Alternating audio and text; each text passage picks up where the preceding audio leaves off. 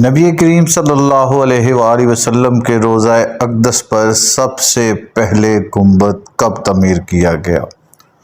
اور گنبد خضرا کا کلر سبز شروع سے تھا یا بعد میں تبدیل کیا گیا؟ دنیا کی تاریخ میں گنبد کب سے ہیں اور اسلامک ہسٹری میں گنبد کی اہمیت کب سے شروع ہوئی؟ السلام علیکم ناظرین، آپ دیکھ رہے ہیں وار ٹی وی۔ نبی کریم صلی اللہ علیہ وآلہ وسلم کے روضہ اقدس کے اوپر 627 یا 628 ہجری کو مملوک سلطان سیف الدین نے سب سے پہلے لکڑی کا گنبد بنایا اور اس پر سفید اور نیلے رنگ کو آویزہ کیا گیا، جبکہ اگر ہم اس کو عیسوی سال میں دیکھیں تو یہ 1280 کے لگ بھگ کا ٹائم بنتا ہے، جبکہ اس کے بعد 1483 عیسوی میں کالے پتھروں سے نیا گنبد بنایا گیا اور اس کے اوپر سفید رنگ کیا گیا۔ پھر اس کے بعد 1572 میں دلکش پتھروں سے یہ نیا گنبد بنایا گیا۔ اسی طرح اگر ہم دیکھتے ہیں تو یہ سلسلہ جاری رہا حتیٰ کہ سلطنت عثمانیہ یعنی کہ 16ویں صدی عیسوی کا دور آ گیا اور سلطان سلیمان عظیم نے اسے مزید بہتر بنانے کے لیے شیشے کی اس کے اوپر ایک لہر چڑھا دی تاکہ یہ مضبوط ہو جائے، اور اسی طرح 1818 میں سلطان محمود بن الحمید نے اسے سبز رنگ کر دیا، اور یوں ہم یہ کہہ سکتے ہیں اس کے بعد گنبد خضرا گنبد خضرا کہلانا شروع ہو گیا۔ ناظرین، اسلامی تاریخ میں جب ہم دیکھتے ہیں تو سب سے پہلے جو گنبد بنایا گیا وہ مسجد اقصی کے ساتھ وہ یروشلم کا جو پہاڑ تھا جہاں پہ وہیکل سلیمانی ہوا کرتا تھا، جہاں سے نبی کریم صلی اللہ علیہ وآلہ وسلم عرش پر معراج کے لیے گئے تھے، تو اس روایت کو دیکھتے ہوئے 5ویں اموی خلیفہ نے وہاں پر ایک گنبد بنایا اور اس کے بعد مسلمانوں کی تاریخ میں گنبد کا رواج شروع ہوا۔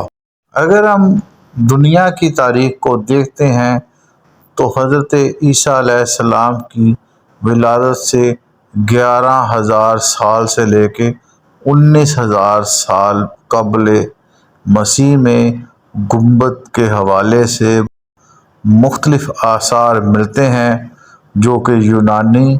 لاطینی اور پرانی تہذیبوں سے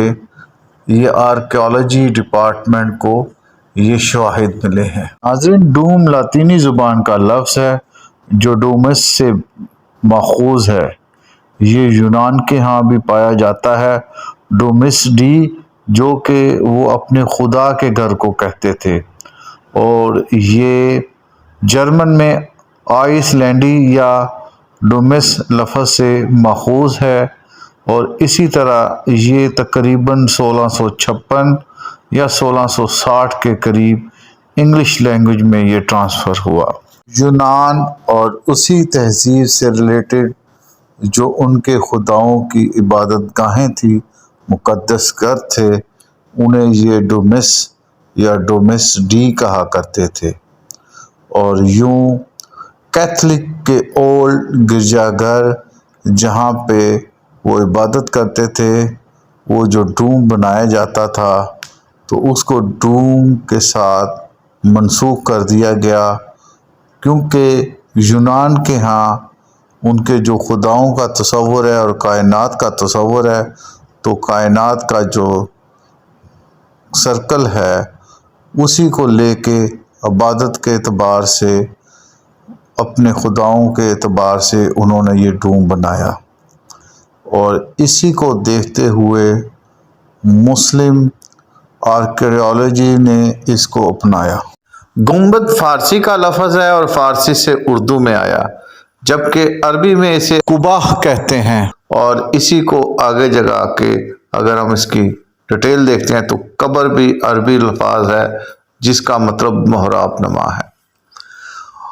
گنبد جو دنیا میں سب سے بڑا اس وقت بن چکا ہے وہ 312 میٹر قطر کا ہے،